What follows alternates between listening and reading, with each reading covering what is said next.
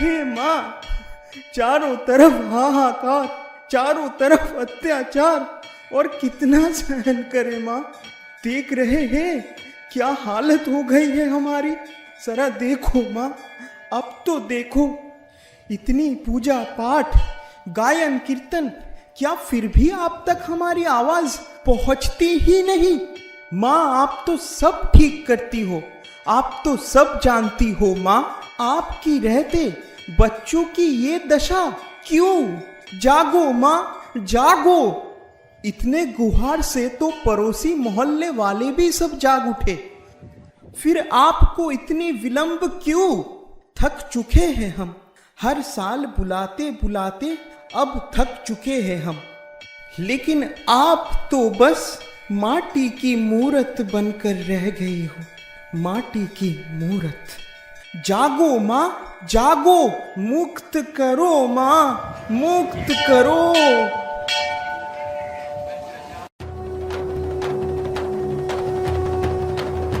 इतना शोर, इतनी आवाज, ओह हो। अरे बस करो, कौन इतना परेशान है?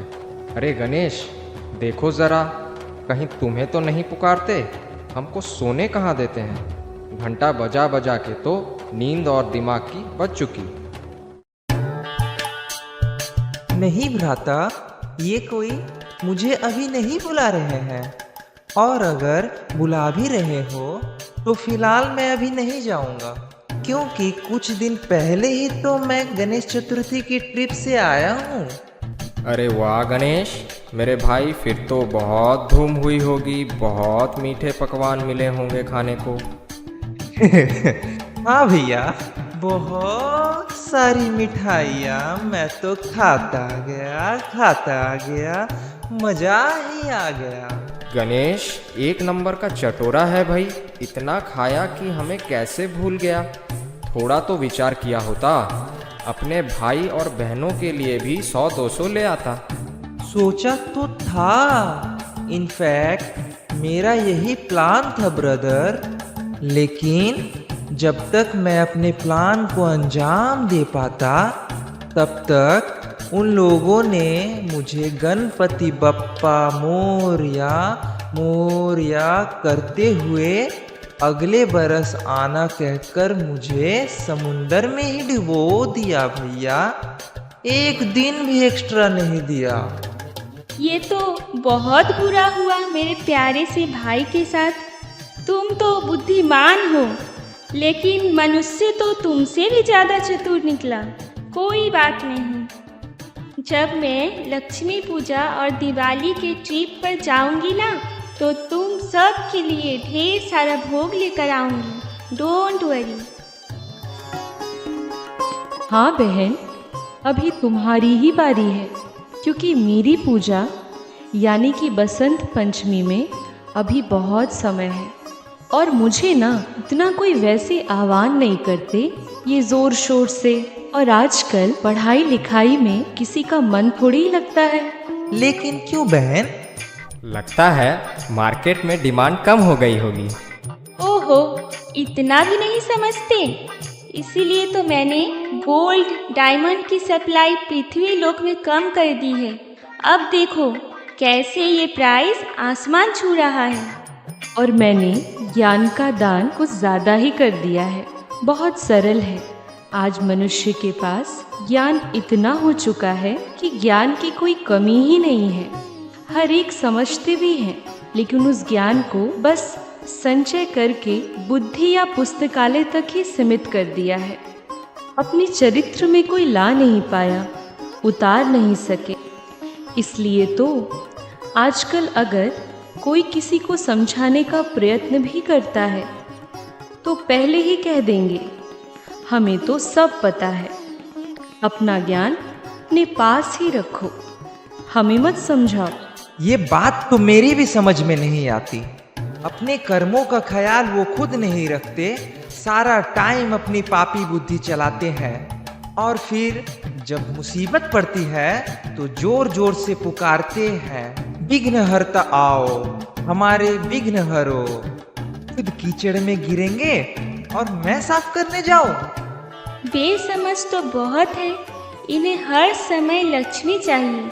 लक्ष्मी को सोना चांदी तक ही सीमित रख दिया है। भौतिक सुख को ही असली सुख समझने की भूल कर दी। भ्रष्ट विकारी बुद्धि होने के कारण समझ नहीं पाते कि सत्य सुख क्या है, वरना आज संपत्ति पाने के बाद भी इतने दुखी परेशान नहीं होते। वही तो, सारा दिन कान में आवाज़ गूंजती रहती है, मदद करो मदद करो। कुछ भी होता है अपने हर दुख के लिए भी हमेशा हमें ही रेस्पॉन्सिबल समझते हैं। कभी हमसे भी पूछो कि हमने कुछ किया भी है या नहीं।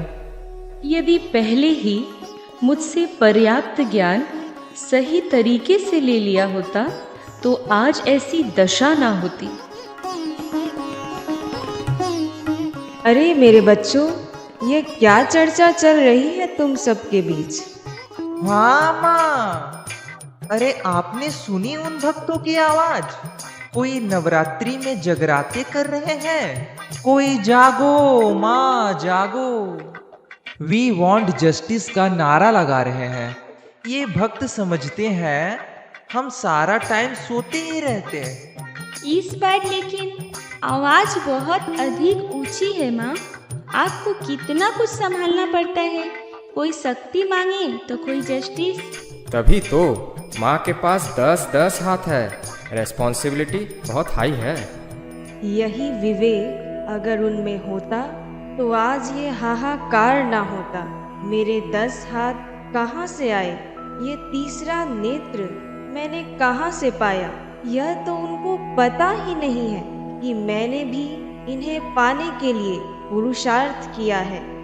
तुम सबको क्या लगता है मुझे क्या सुनाई नहीं देती? वो चीखें, वो दुख भरी पुकार। मैं माँ हूँ और माँ अपने संतानों का दुख ना समझे, ये कैसे हो सकता है? तो फिर आप कुछ करते क्यों नहीं माँ? वो सब इतने परेशान हैं, आप तो सब कर सकती है ना माँ। जिस दिव्य स्वरूप का आज वो सभी दर्शन करते हैं, वो चरित्र कैसे निर्माण हुआ, यही तो जानना और समझना है।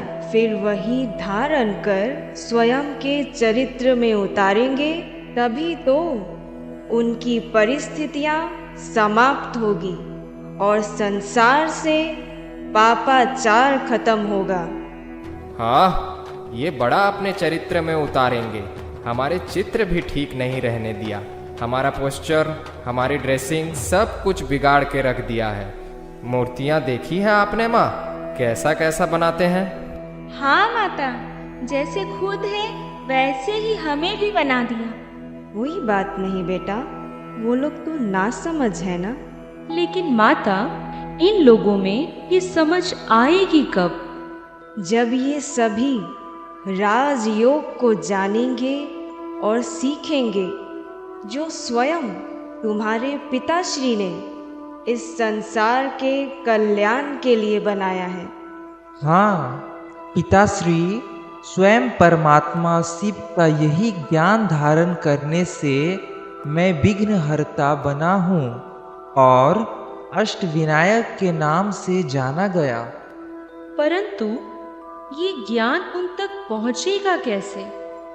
जरूर माँ के पास कोई तो उपाय होगा। मेरे बच्चों, ये उन नादान मनुष्यों का सौभाग्य है कि ब्रह्मा कुमारीज के सभी सेवा केंद्रों में यह ज्ञान निशुल्क सिखाया जाता है। ये तो बहुत उत्तम बात है। ब्रह्मा कुमारियां भी मानव जाति के कल्याण हेतु निस्वार्थ सेवा कर रही हैं। हर वर्ष ये सभी बच्चे बड़े ही धूमधाम से दुर्गा पूजा मनाते हैं।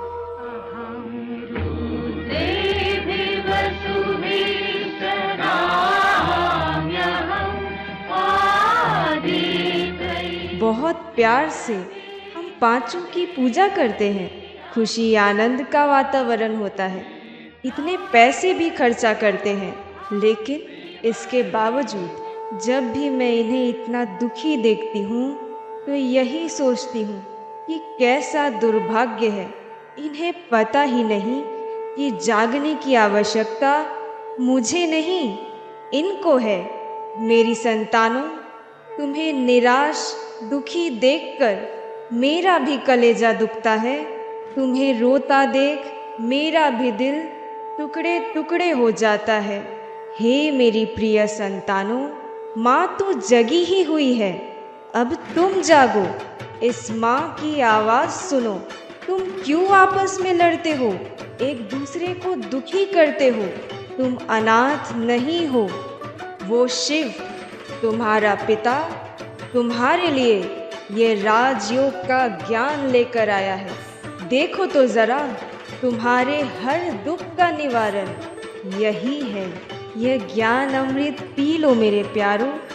माँ तुम्हें और दुखी नहीं देख सकती, और चीखें नहीं सुन सकती, नहीं सुन सकती। राजयोग के ज्ञान का ये तीसरा नेत्र मिलने से ही हमारा विवेक जागृत होता है। हमने तो जगाया, अब तुम भी जगाओ। मेरे भाइयों, अब तुम जागो। जब विवेक आएगा तो हमारा कर्म भी ऊंचा होगा। जो लक्ष्मी तुम इस स्थूल संपत्ति में ढूंढ रहे हो, उसके पीछे भागते भागते आज अपनी असली संपत्ति को खो चुके हो। ये ज्ञान, गुण और शक्तियाँ ही तुम्हारा असली खजाना है। इनके माध्यम से ही सुखद जीवन, शांतिमय जीवन का अनुभव कर सकते हैं। खुशी हमारी असल संपत्ति है।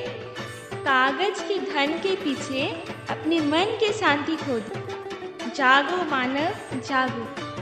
मेरी प्यारी संतानों, माँ चाहती है आप सभी का जीवन सुख शांति से भरपूर हो।